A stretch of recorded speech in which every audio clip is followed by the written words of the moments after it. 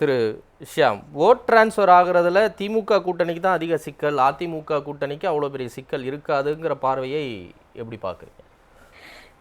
அது நம்ம எம்எல்ஏக்களை தேர்ந்தெடுத்தாலும் முதலமைச்சர் யாருன்னு மனசுல வச்சுட்டு தானே தேர்ந்தெடுக்கிறோம். மறைமுகமாக முதலமைச்சர் தான். முதலமைச்சர் வேட்பாளருங்கிறது அது ஒரு தேர்வு தான். அதை எப்படி நம்ம இல்லைன்னு சொல்ல முடியும்? அந்த இடத்துல வியூகம் வரத்தான் செய்யும், வராம இருக்காது. திமுக வந்து சிம்பிள் மெஜாரிட்டிக்கு அவங்க கூட்டணியே சேர்க்கல.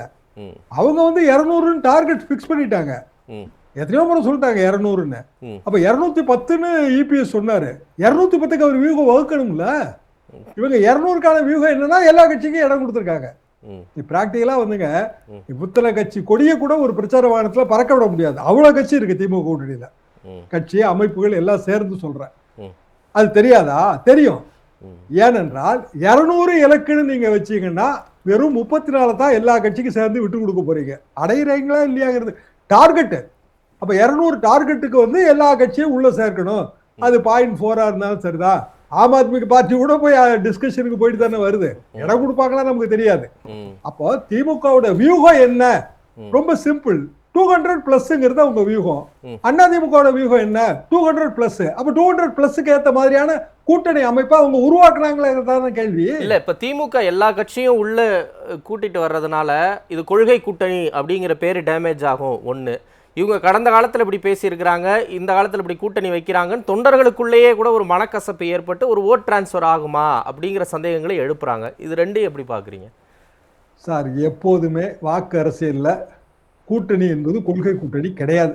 நம்ம சொல்லலாம், அது மேகங்கள் திரண்டு மழை பொழிவதல்ல, காகங்கள் கூடி பங்கிட்டுக் கொள்வது.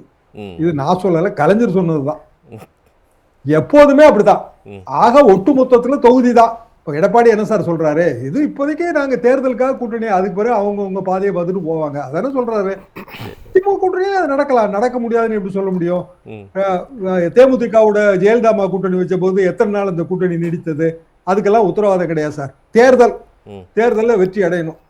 வெற்றி அடையணும்னா அதீத வெற்றி பெறணும். அதிக கூட இல்லை, அதீத வெற்றி பெறணும். இதுக்கு வந்து வியூகம் வகுக்கிறாங்க.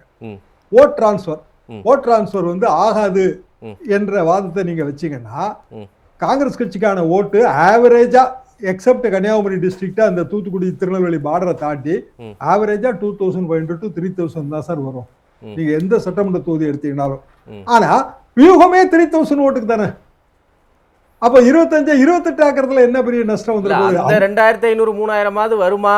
அங்கதான் பிரச்சனை வரும்னு சொல்றாங்க சார். அதுல என்னன்னா, அந்த 2500 3000மே வந்து பழைய ஜெனரேஷன் தான். எங்க ஜெனரேஷன்ல நாங்க வந்து நீங்க யாரை நிறுத்தினாலும் திராவிட கட்சிக்கு தான் ஓட்டு போடுவோம். அது திமுக இருக்கலாம், அண்ணா திமுக இருக்கலாம். ஆனா ஒரு நாளும் வந்து தேசிய கட்சிக்கு ஓட்டு கிடையாது. அதே மைண்ட் செட்ல காங்கிரஸ் தான் ஓட்டு போடுறவங்கன்னு இருக்கிறவங்க தான். புதிதாக யங் ஓட்டர்ஸ் எல்லாம் காங்கிரஸ் எங்க அட்ராக்ட் பண்ணிருக்கு? அப்ப அவங்க அப்படியே தான் போடுவாங்க. இதுதான் சார் இதுல இருக்கிற ஒரு சின்ன நுணுக்கமே இதுதான் சார். ஜெனரேஷன்ஸ் வந்து சேஞ்ச் ஆகுதுல்ல. இப்போ விஜய் எந்த ஜெனரேஷன் எய்ம் பண்றாரு? அவரே ஓபனா சொல்றதா ஜென்சி.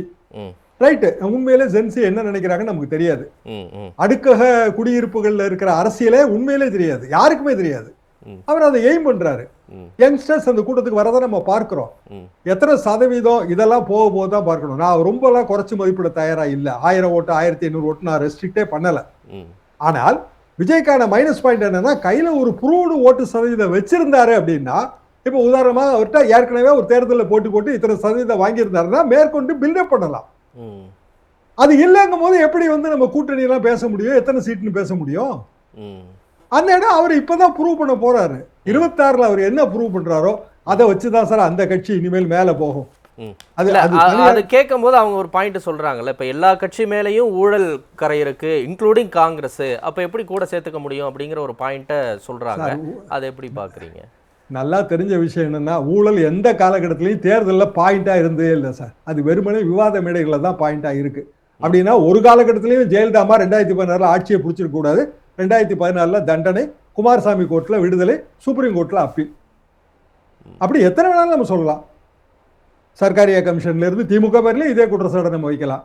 ஊழல் என்பது தேர்தலில் வாக்கு அரசியல்ல பாயிண்டா இருந்ததே கிடையாது சார். தேர்தலுக்கு முன்பு ஏதாவது ஒரு பெரிய நிகழ்ச்சி நடக்குதுன்னு வைங்க, அதை நம்ம டிஸ்கஸ் பண்ணி அது ஒரு பாயிண்டா மாறும். என்ன காரணம்னா, நம்ம ஜனநாயக அமைப்பே அப்படிதான் இருக்கு. நான் மனசாட்சியோட கேட்குறேன், நீங்க இவ்வளோ பெரிய செலவு பண்ணி எல்லா மாநாடுகளும் போடுறீங்க, திமுக உட்பட தான். மாநாட்டு செலவுகள்லாம் எப்படி பணம் வருது? சரி, விஜயே இவ்வளோ செலவு பண்றாரு, அவர் சொந்த பணத்தை எடுத்து செலவு பண்ணிட்டு இருக்காரா? சார், மக்கள் நீதி மையம் போன தடவை செலவு பண்ணுச்சு சார், நமக்கே தெரியும், நல்லா தெரியும். நீங்க நான் எல்லாம் டிவிகளில் இதை பேசிக்கிட்டே இருந்தோம். 6% ஓட்டு வாங்கினாங்க. அது எல்லாமே கமல் பணமா? அதெல்லாம் எப்படி சாத்தியம்? அப்போ கேட்டா என்ன சொல்லுவாங்கன்னா, எங்க ஆதரவாளர்களோட பணம்பாங்க. அதெல்லாம் நான் ஒரு காலத்தில் நம்ப மாட்டேன். இவ்வளோ 40-45 வருஷம் அனுபவத்துக்கு பிறகு முதலமைச்சர் வேட்பாளர் அது ரொம்ப முக்கியம். ஏன்னா அண்ணாவே வந்து முதலமைச்சர் வேட்பாளர் ஆனதே கிடையாது, முதலமைச்சராக தான் இருக்காரு. அது முக்கியம் சார். அதுல அந்த இடத்துல வர்ற குழப்பம் தான். அதுல ஒரு ஈகோ இஷ்யூ இருக்குது.